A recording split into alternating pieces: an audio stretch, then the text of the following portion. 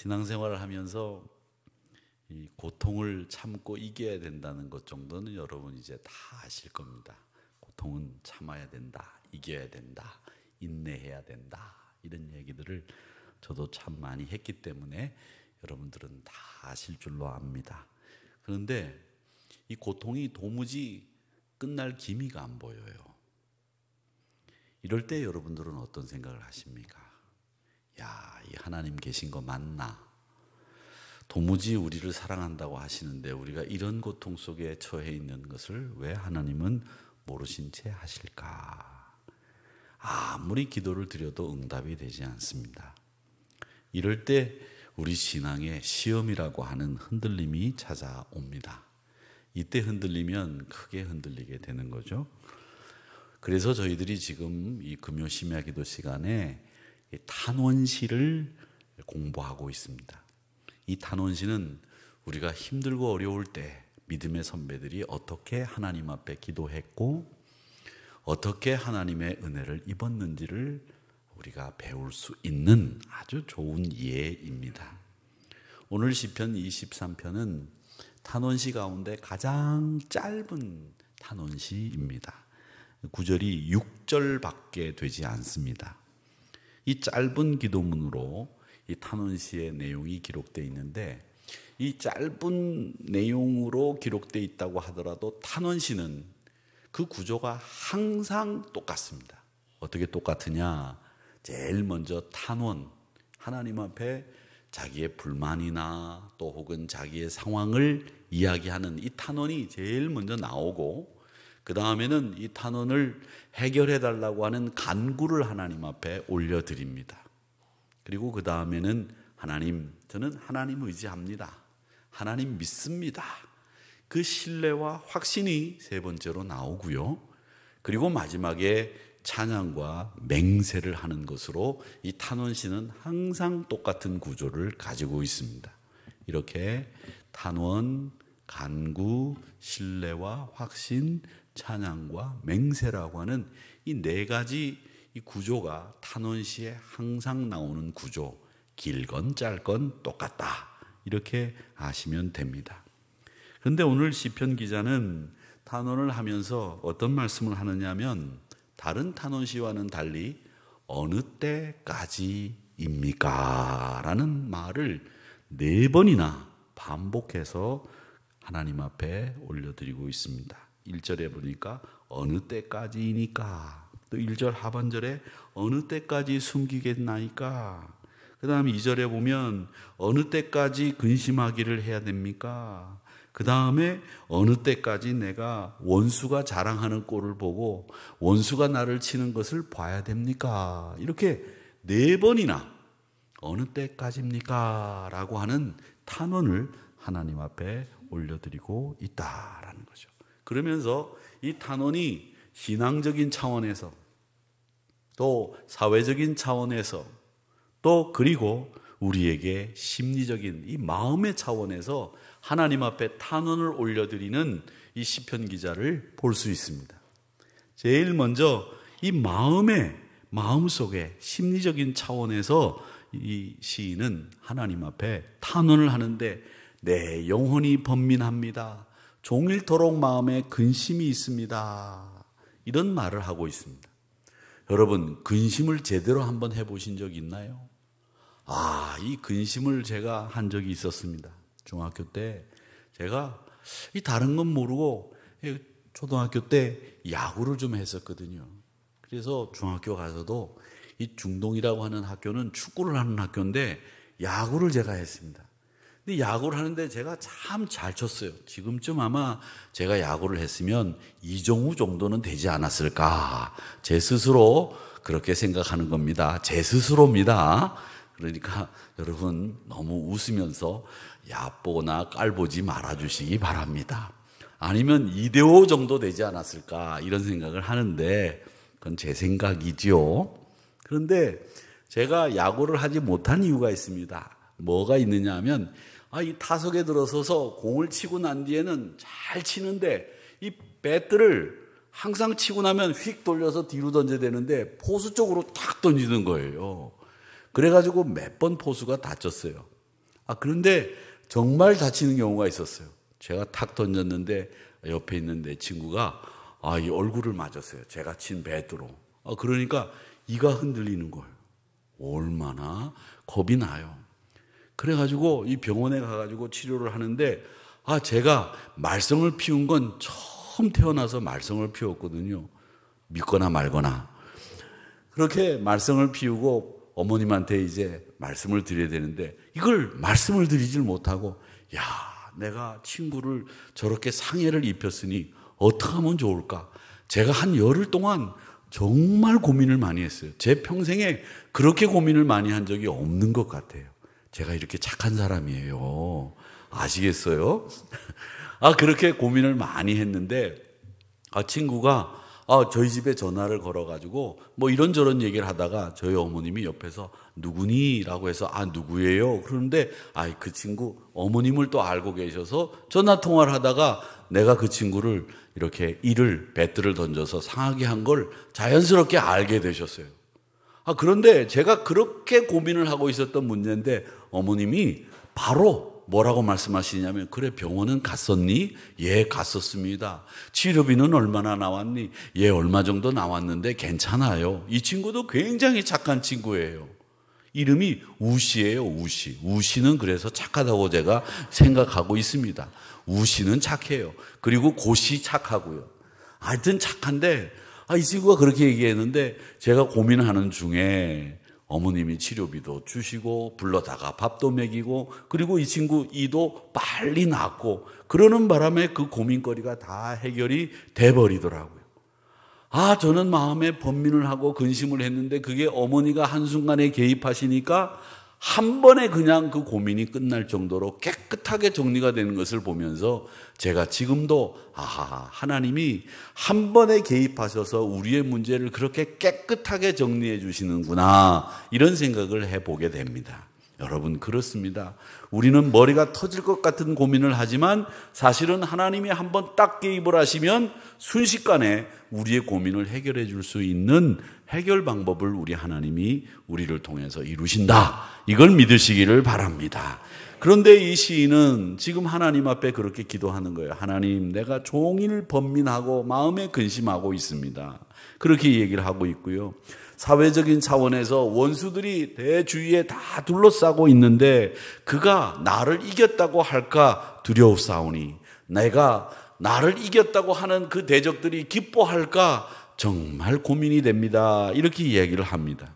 그리고 무엇보다도 신앙적인 고민을 하고 있는데 이 신앙적인 고민이라고 하는 게 뭡니까? 그게 뭐냐 하면 하나님 어느 때까지 제가 하나님의 일하심을 기다려야 됩니까? 라고 하는 자기 신앙의 흔들림에 대해서 고심하고 있는 모습을 이 시편 기자는 우리에게 보여주고 있다는 거죠. 자, 그러면서 시인은 이 모든 원인은 뭐냐? 모든 원인은 이렇게 이야기합니다. 하나님이여 어느 때까지 당신의 얼굴을 나에게 숨기시겠습니까? 라고 하는 이야기를 합니다. 즉 하나님의 부재가 이 모든 번민의 원인이다 이렇게 생각을 하고 시편 기자가 이야기를 합니다. 그런데 여러분 하나님이 부재하신 경우가 있나요? 하나님이 우리 곁을 떠나시는 적이 있나요? 하나님이 우리를 버리시는 적이 있나요? 없습니다. 하나님은 우리를 버리시는 법도 없고 있는 법도 없고 하나님은 우리를 지키시고 보호하시는데 우리를 모른다 하시는 법도 없는 분입니다. 그런데 이 시인은 지금 얘기합니다. 하나님 왜 나한테 얼굴을 안 보여주고 왜 하나님 내 곁에 계시지 않습니까? 라고 이야기하고 있습니다. 이 말은 뭐예요? 하나님이 옆에 계신 게 아니라 자기 마음속에 하나님이 안 계신 거예요. 자기 마음에 하나님이 안 계시고 자기가 하나님이 옆에 계신 것을 모르니까 이런 탄원이 나오게 되는 거죠. 여러분 기억하십시오. 하나님은 여러분을 떠나는 법이 없습니다. 하나님은 여러분을 버리시는 법이 없습니다. 하나님은 여러분을 잊지 않으십니다. 여러분 하나님은요 자기 자식을 잊는 부모가 없듯이 여러분을 잊는 법이 없어요. 제가 저희 집에 딸아이가 금요일이니까 좀 개인적인 얘기도 하면서 즐겁게 손주를 제가 잘 키우고 있지 않습니까? 잘 키우고 있는데 오늘 저녁에 제가 나오기 전에 우리 딸아이 내외가 어디 저녁 식사를 하러 갔다가 늦게 들어오는 게 제가 막 나오는데 들어오는데 제가 막 안고 대우면 제가 들어가면 저를 많이 닮아갖고 막 웃고 이럽니다.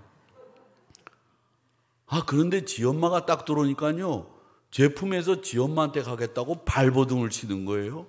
그리고 지 엄마 품에 딱 안기고 제가 오라 그러니까 안 와요. 이게라고 해야 되는 거죠. 이럴 수가 있어요? 심한 배신감을 느끼고 제가 이 자리에 섰습니다. 여러분, 그렇습니다. 그런데 우리가 이런 심한 배신감이나 사람들로부터 버림받는 거, 이런 일들이 우리 주변에서 얼마나 많이 일어납니까? 그런데 여러분, 문제는 뭐냐? 내 마음이 서운한 거고 내 마음이 하나님이 안 계신 것처럼 느껴지는 거지, 하나님은 내 곁을 떠나시는 적도 없고 버리신 적도 없고 잊으시는 법도 없어요. 우리가 부모님 얼굴을 기억하진 못해도 부모님은 자식을 정확히 기억하고 있기 때문에 우리 본능적으로 엄마, 아빠 품으로 달려가는 게 어린아이가 그렇듯이 당연한 거예요. 그러니까 여러분, 얼굴을 숨기시는 법이 있는 하나님이 아니라 얼굴을 숨기시지 않는 하나님이다라고 하는 것을 기억하시고, 어느 때까지 왜 얼굴을 숨기고 계십니까? 라고 하는 것은 시인이 지금 믿음이 흔들리고 고통 속에 어려움에 빠져서 이렇게 고백하는 거지, 하나님은 곁을 떠나시는 법이 없다라고 하는 것을 여러분 꼭 기억하시기를 바랍니다. 우리가 기도하다가 저는 이런 생각을 해봐요. 기도하다가 하나님이 기도 응답을 안 해주신단 말이에요.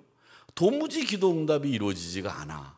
이런 이유가 뭘까? 가만히 생각해 보면서 이런 생각을 해봤습니다. 우리들의 시간표가 있습니다. 우리들의 시간표. 태어나서 초등학교 입학하고 중학교 가고 고등학교 가고 대학 가고 취직 가고 결혼하고 아이 낳고, 그리고 열심히 살면서 내 생활에서 내 삶에서 이루어야 될 것들을 이루면서 나이 들어 이제 자녀들 시집장가 보내고 또 그리고 손주 보고 그러면서 나이 먹고 그러면서 은퇴하고 그러면서 노년을 보내게 되는 이런 인생의 시간표가 쫙 있잖아요. 그런데 그건 우리의 시간표죠. 그런데 하나님은 우리의 시간표와는 전혀 상관없는 하나님의 역사를 이끌어가는 시간표가 따로 있습니다.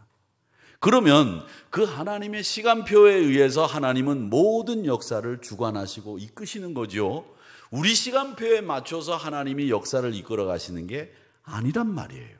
그런데 우리는 하나님 앞에 기도할 때 항상 내 시간표에 의해서 이 시간 안에 응답받아야 되는데 왜 응답되지 않을까라고 하는 내 시간표에 의해서 기도 응답이 안 된다, 하나님이 계시지 않는다, 이런 이야기를 한다는 거죠.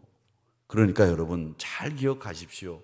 우리의 시간표도 있지만 하나님의 시간표도 분명히 있습니다. 그 하나님의 시간표에 의해서 우리의 기도가 응답되기도 하고 좀 더뎌지기도 하는 거예요. 그 모든 것이 하나님의 뜻대로 하나님의 시간표대로 이루어지기 때문에 내 시간표와 맞지 않을 수도 있고, 하나님은 내 시간표와 맞지는 않지만 가장 최선의 것으로 가장 좋은 것으로 나에게 갚아주시는 분이라는 사실만큼은 믿고 확신하시기를 축복합니다. 그 하나님입니다. 그러니까 우리는 우리 시간표대로 하나님 응답해 주세요, 이렇게 해주세요 라고 기도하니까 그 기도가 응답이 안 되는 거예요. 여러분, 기도 응답이 이루어지지 않는다고 하더라도 하나님의 시간표를 바라볼 수 있는 영적인 눈과 하나님의 시간표를 헤아릴 줄 아는 영적인 지혜를 여러분들도 가지시기를 축원합니다. 우리 기독교인들이 읽어야 되는 여러 가지 책들이 있지만 성경 말고도 저는 여러분들에게 가장 읽으시라고 말씀드리고 싶은 책 중에 하나가 엔도 슈샤쿠의 침묵이라고 하는 소설입니다. 1966년도에 발간이 된 일본 작가 엔도 슈샤쿠의 소설입니다. 실화를 바탕으로 써졌다고 하지요. 이 침묵이라고 하는 이 엔도 슈샤쿠의 글은 신앙인들에게 굉장히 많이 도전을 주는 책입니다. 이 엔도 슈자쿠의 침묵이라고 하는 소설을 보면 로마 교황청에 한날 일본으로 선교사로 파송됐던 페레이라라고 하는 신부가 배교했다는 전통이 날라 들어옵니다. 17세기입니다. 근데 이 17세기 일본은 누가 다스리고 있었느냐면 막부 시대의 끝자락에 도쿠가와 이에야스라고 하는 장수가 일본을 다스릴 때입니다. 일본에 3대 장수가 있죠. 도쿠가와 이에야스라고 하는 사람이 맨 마지막 장군이고, 두 번째 장군이 우리나라에 쳐들어왔던 임진왜란을 일으켰던 도요토미 히데요시이고요. 그 다음에 도요토미 히데요시가 출세하게 만들었던 도요토미 히데요시의 선생과도 같은 사람이 있죠. 오다 노부나가라고 하는 이 세 사람이 있죠. 근데 이 세 사람의 특징에 대해서 여러분 잘 아실 겁니다. 만약에 뻐꾸기가 울지 않으면 오다 노부나가는 울어, 안 울어? 죽여버린다? 이게 오다 노부나가의 처신 방법이었고요.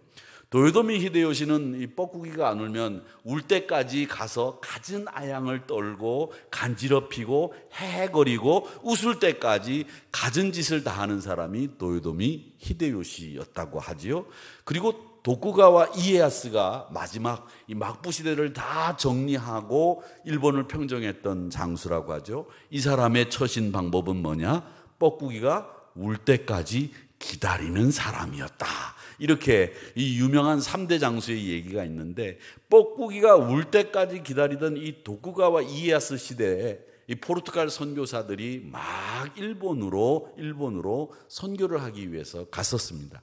포르투갈 예수회를 중심으로 해서 일본 선교가 활발하게 이루어지던 그 17세기에 이 페레이라라고 하는 신부가 예수의 파송으로 일본에 선교를 하러 갔는데, 이 사람이 배교를 했다는 전통문이 로마 교황청에 들어오게 되는 겁니다.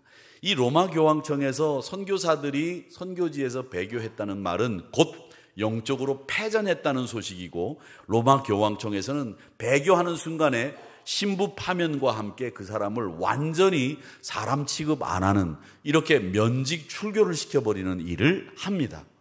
그런데 이 페레이라 신부가 유럽의 포르투갈 예수의 신부로서 있을 때 굉장히 신앙심도 돈독하고 굉장히 신학적으로 탁월한 재능을 가지고 있었던 신부였습니다. 그래서 이 신부의 제자인 로드리고라고 하는 신부가 이 스승이 어째서 일본에 가서 배교를 했는지 그걸 알기 위해서 자기가 마카오를 통해서 일본을 갑니다. 근데 일본을 가는데, 일본을 가기 위해서 마카오에서 일본 사람을 만나는데 카톨릭 신자라고 자칭 이야기하는 키치지로라고 하는 사람을 만납니다. 그 사람의 안내로 일본에 가서 이제 페레이라 스승, 신부님, 자기 스승인데 그 사람이 왜 배교하게 됐는지 그걸 알아보려고 갔더니, 도쿠가와 막부 마지막 시대에 박해가 엄청나게 일본 전역에 광풍처럼 불고 있는 거예요. 그런데 제가 이렇게 보니까 많은 사람들을 죽이고 있는데 어떤 일들을 하고 있느냐면 후미에라고 하는 일을 합니다. 후미에라고 하는 말은 일본말로 널판이라고 하는 말인데, 이 후미에라고 하는 말이 이 널판인데, 이 널판 위에 예수님의 얼굴을 그려놓고 이 후미에를 하는 겁니다. 이 널판을 밟고 지나가라. 그러면 그게 후미에, 배교하는 것으로 일본 사람들은 그렇게 알고 있었고, 그렇게 하면 살려주는 거예요. 그래서 후미에를 해라. 그렇게 안 하면 너희 죽는다. 이제 이렇게 됐는데, 이 후미에를 하지 않는 가운데 로드리고의 친구 신부가 후미에를 하지 않는 까닭에 이 사람을 죽이는 게 아니라 이 사람이 후미에를 하지 않으면 일본 신자를 한 명씩 죽이는 거예요. 그래서 이 로드리고의 친구가 후미에를 하지 않으니까 일본 신자를 한 사람 물에 빠져서 죽이니까 이 친구가 물에 뛰어들어가서 그 사람을 살리려다가 같이 순교를 합니다. 로드리고도 후미에를 하라고 하는 유혹을 받게 되죠. 그런데 그 유혹을 받으면서 하나님 앞에 기도하는 거예요. 하나님, 오늘 시편 기자의 탄원처럼 어느 때까지입니까? 어느 때까지입니까? 왜 우리가 이렇게 박해를 당해야 되고 예수님을 잘 믿는 저 사람들이 이렇게 속절없이 죽어야 됩니까? 어느 때까지입니까? 이렇게 기도를 하는 거죠. 자, 그런데 이 로드리고 신부에게도 이제 키치지로가 밀고를 합니다. 이 친구가 마카오에서 일본까지 잘 인도를 했지만 사실은 이 친구가 일본에 도착한 로드리고 신보를 밀고 하는 밀정이 됩니다. 그래가지고 로드리고 신보도 잡히게 돼서 후미에를 하게 되는데, 이 후미에를 하지 않으니까 농부 두 사람을 화형을 시켜버려요. 화형을. 그런 상황에서 또 사람을 죽이려고 하는데 로드리고 신보가 네가 후미에만 하면 저 사람들을 안 죽여. 그러니까 이 로드리고 신부가 후미에를 하게 됩니다. 결국 예수님의 얼굴을 밟고 배교하게 되는 거죠. 이렇게 하면서 이 로드리고 신부도 페레이라 신부와 함께 배교를 하게 되고, 배교할 수밖에 없는 그런 상황을 만나게 되는 거죠. 여러분은 어떻게 하시겠습니까? 끝까지 내가 후미에를 안 해서 나는 살아있지만 나 때문에 많은 신자들이 죽어가는 것을 봐야 되느냐라고 했을 때 누가 후미에를 하지 않을 수 있겠습니까? 다 후미에를 할 수밖에 없는 상황이 된다라는 거죠. 그런 상황에서 왜 하나님은 침묵하고 계십니까? 어느 때까지입니까? 라고 하는 기도를 하게 됩니다. 그때 로드리고 신부가 자기의 스승인 페레이라 신부를 만나게 됩니다. 그러면서 페레이라 스승 신부가 왜 배교하게 됐는지 그걸 이해하게 되죠. 그러면서 혼자 독백처럼 두 마디를 합니다. 나는 로마 교황청을 향해서는 배교했지만 예수님에 대해서는 배교하지 않았다.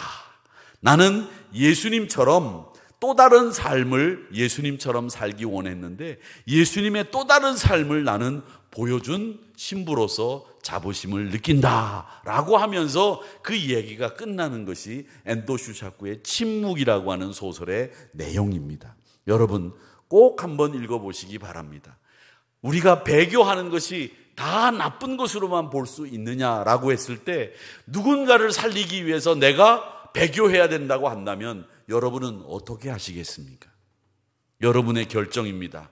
그건 여러분이 판단하실 일입니다. 그러나 우리는 그런 상황에 놓여 있지는 않았지만 또 그런 상황이 우리에게는 닥치지 않을 수는 있지만 만약에 나 때문에 내가 예수 믿는 것 때문에 누군가가 죽어야 된다고 한다면 그때 여러분은 어떻게 기도하시겠습니까? 그건 여러분들이 꼭 여러분 스스로 답을 해 두어야 될 문제라고 생각합니다. 이렇게 우리가 하나님 앞에 어느 때까지입니까? 라고 기도하는 이런 때 우리가 생각해야 될 것은 저는 이렇게 생각합니다. 하나님, 저는 연약합니다. 저는 부족합니다. 그렇게 고백하고 하나님의 시간표를 기다리는 것, 인내하는 것, 그게 가장 현명한 신앙의 태도라고 저는 믿습니다. 그게 옳습니다. 하나님, 저는 부족합니다. 어느 때까지인지 모르지만 하나님의 시간표가 이제 어느 때 언제 열릴지는 모르겠지만 저가 부족하고 연약하지만 하나님의 그 응답을 기다리며 하나님이 인내하겠습니다 라고 하나님 앞에 기도하는 것이 가장 현명하고 바른 신앙의 태도다라고 하는 것을 여러분 기억하시고 이런 신앙의 태도를 가지는 것이 바람직한 신앙인의 모습이라고 저는 믿고 성경도 그렇게 얘기합니다. 너희의 인내로 너희 영혼을 얻으리라 그렇게 말씀하셨어요. 우리의 인내가 그만큼 필요하다는 거죠. 데살로니가 후서 3장 5절에서는 이렇게 이야기합니다. 주께서 너희 마음을 인도하여 우리의 마음을 주님이 인도하셔서 어떻게 인도하시느냐? 하나님의 사랑으로 우리의 마음을 예수님이 인도해 주시고 예수님이 우리의 마음을 어디로 인도하시느냐? 그리스도의 인내로 인도하여 주시기를 원한다고 말씀하고 있습니다. 사랑하는 성도 여러분, 여러분의 마음을 그냥 여러분의 마음으로 두지 마시고 여러분의 마음을 예수님이 하나님의 사랑으로 인도해 주시고 여러분의 마음을 그리스도의 인내로 이끌어 주시기를 기도하시기를 축원합니다. 이게 우리의 마음이어야 한다는 겁니다. 내 마음을 그냥 방치하지 마세요. 내팽개치지 마세요. 내 마음을 우리 예수님이 늘 하나님의 사랑으로 인도해 주시기를 기도하셔야 됩니다. 내 마음을 그리스도의 인내로 내 마음을 인도해 주시기를 예수님 앞에 간절하게 기도하면서 내 마음을 관리해야 될 줄로 믿습니다. 우리가 육신도 관리하지 않습니까? 먹는 것도 조절하고 운동도 하고 때로는 말이죠, 이런 것도 좋다 하면 먹고 안 먹을 때도 있고 그렇지 않습니까? 그렇게 하듯이 여러분의 마음도 잘 관리하셔야 됩니다. 특히 신앙인들은 우리의 마음을 잘 관리해야 되는데, 오늘 이 데살로니가 후서 3장 5절의 말씀처럼 여러분의 마음을 하나님의 사랑으로 인도함 받으셔야 되고, 여러분의 마음이 그리스도의 인내로 인도함 받아야 될 줄로 믿습니다. 그런 신앙인이 되시기를 주님의 이름으로 축복합니다. 자, 그러면서 3절에 보면 여호와여 내 하나님이여 나를 생각하사 응답하시고 나의 눈을 밝히소서 두렵건대 내가 사망의 잠을 잘까 하오며, 이렇게 말씀을 하시면서 오늘 이 시편의 내용이 사실은 3절에서 다 끝나는 거예요. 3절에서. 그래서 이 3절만 이야기하면 오늘 설교도 어떻게 되겠어요? 끝나는 거죠. 그러니까 졸음을 참고 계신 분들은 조금만 더 참으시면 설교가 곧 끝날 줄로 믿습니다. 할렐루야. 아멘. 아멘 하시는 분들은 졸리셨죠? 네, 졸릴 때가 됐습니다. 지금쯤 졸려요. 뉴스 끝날 때쯤 됐거든요. 8시 뉴스 보신 분들은 벌써 주무셔야 되고 9시 뉴스를 보시는 분들은 지금 주무셔야 될 때가 됐기 때문에 눈이 감겨요. 우리 삶의 사이클이 그렇거든요. 그래도 이제 설교가 곧 끝나니까 이제 눈을 부릅뜨고 마지막까지 들으시면 될 줄로 믿습니다. 아멘 하신 분들은 다 졸린 분들이었죠. 안 졸린 분들은 아멘 안 하는데 졸린 분들만 아멘 해요 지금. 네? 어쨌든 하여튼 즐거운 마음으로 하나님의 말씀을 묵상하고 우리 같이 행복하면 좋겠어요. 근데 이 말씀은 뭐냐면 하나님이 계시지 않다고 이 시편 기자가 고백했잖아요. 그런데 이제는 하나님이 계신 게 아니라 하나님의 임재가 느껴지는 거예요. 하나님의 임재가, 내 옆에 계셨구나. 그래서 하나님 앞에 기도하는 겁니다. 하나님, 나를 생각하셔서 이제 응답해 주시고요, 내 눈을 밝게 떠서 내가 사망의 잠을 자지 않고 생명의 깨임, 생명의 뜸, 생명의 기침, 일어남, 이런 것을 맛보게 하여 주시옵소서, 이렇게 기도하고 있는 겁니다. 그래서 하나님이 옆에 계시니까 내가 승리하겠습니다, 내가 이기겠습니다, 이 고백을 하고 있는 말씀이에요. 사랑하는 성도 여러분, 하나님 앞에 이 기도를 드릴 수 있는 이유가 뭡니까? 우리 하나님은 변덕쟁이가 아니에요.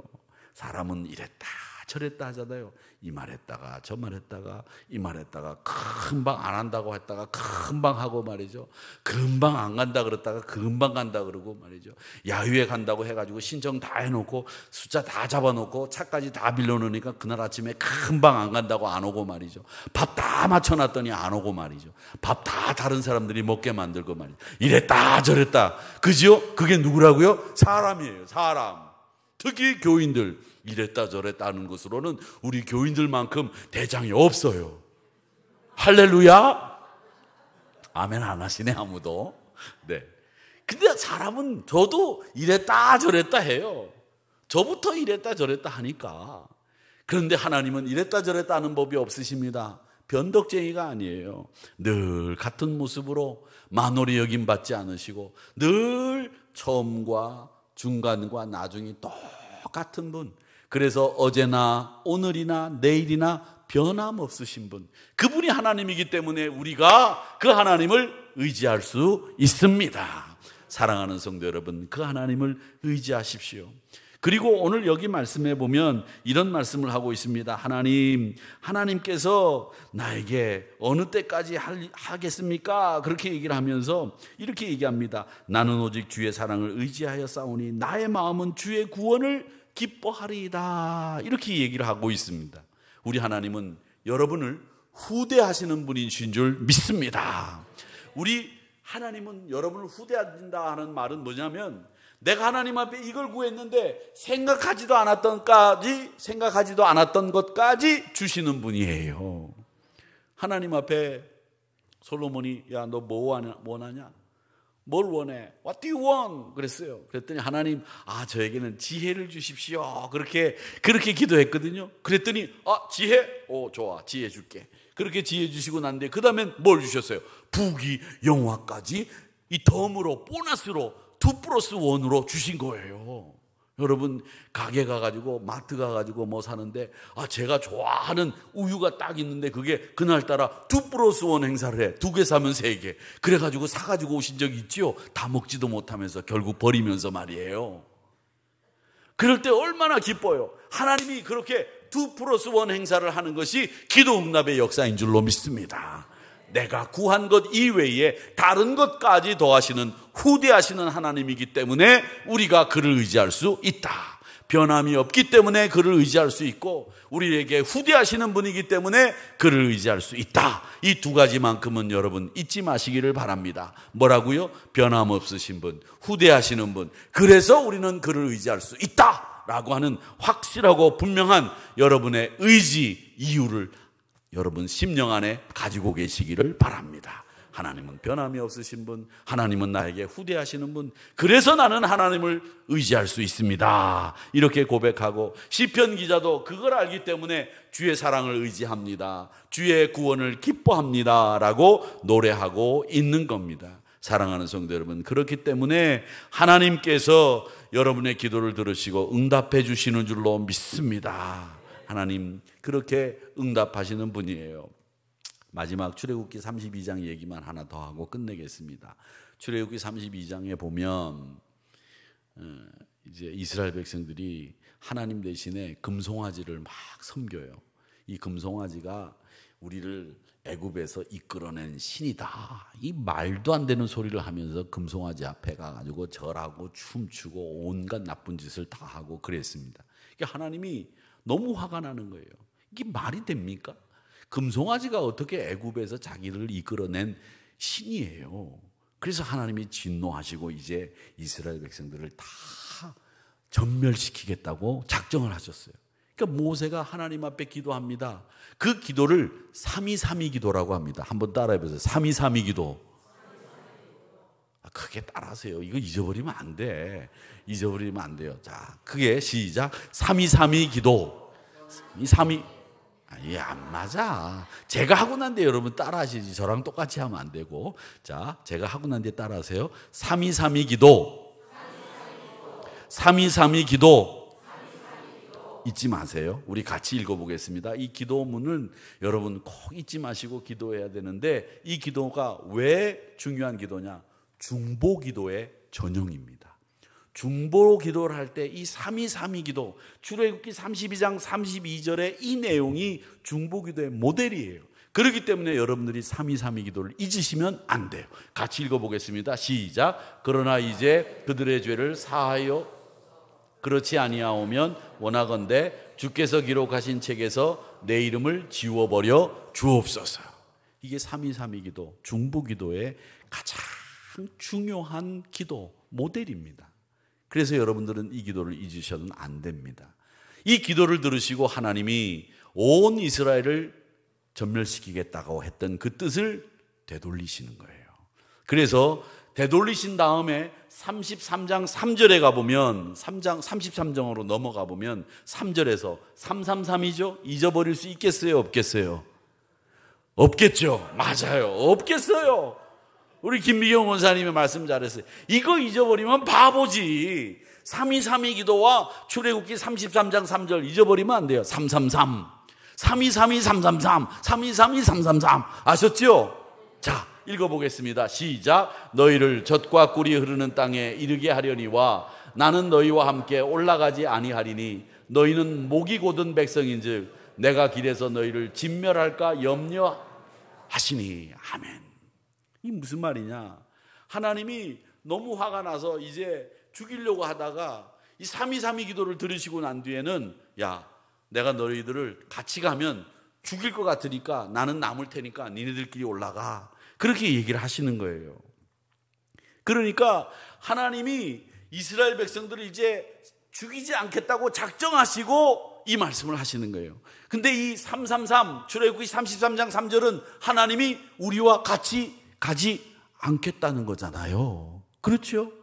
그런데 하나님이 끝까지 같이 가지 않으시느냐? 14절로 내려가 보겠습니다. 14절 같이 읽습니다. 시작. 여호와께서 이르시되 내가 친히 가리라. 내가 너희를 쉬게 하리라. 아멘. 하나님이 결국은 어떻게 해요? 같이 가는 거예요. 친히 가리라. 내가 친히 가리라. 그 다음에 내가 너를 어떻게 하리라? 쉬게 하리라. 여러분 꼭 기억하십시오. 3232-333 맞죠? 시작. 3232-333 3314. 오케이? 다시 한 번만 더 합니다. 3232-333 3314. 그렇게 외우시면 됩니다. 여러분 이 중보기도의 내용을 여러분들이 딱 외우고 계시면 어딜 가든지 3232-333 3314 이렇게 하면 됩니다. 33하죠? 오늘 금요 심야기도에 나오신 분들 요 성경 구절 세 구절은 여러분 머릿속에 딱 넣어 놓으시고 나는 이렇게 중보기도하리라. 내 이름은 생명책에 지워도 좋습니다. 그러나 하나님 우리 이스라엘 백성들 죽이지 마세요. 좋아, 내가 너랑 같이 안 가. 내가 같이 가면 너희들 죽일 것 같아. 그렇게 얘기하셨으나 하나님은 나중에 이스라엘 백성들을 사랑하시는 부모님의 마음으로 친히 가리라. 내가 너희를 쉬게 하리라. 그렇게 말씀하셨다. 3232-333-3314 꼭 기억하시고 여러분들 내일 주일날 만나시면 3232-333-3314 이렇게 하시면서 주일날 예배를 드리면서 은혜 모두 받으시기를 주님의 이름으로 축원합니다. 우리 하나님의 임재를 늘 경험하고 사시는 우리 하늘이 성도님들이 되시기를 주님의 이름으로 축복합니다.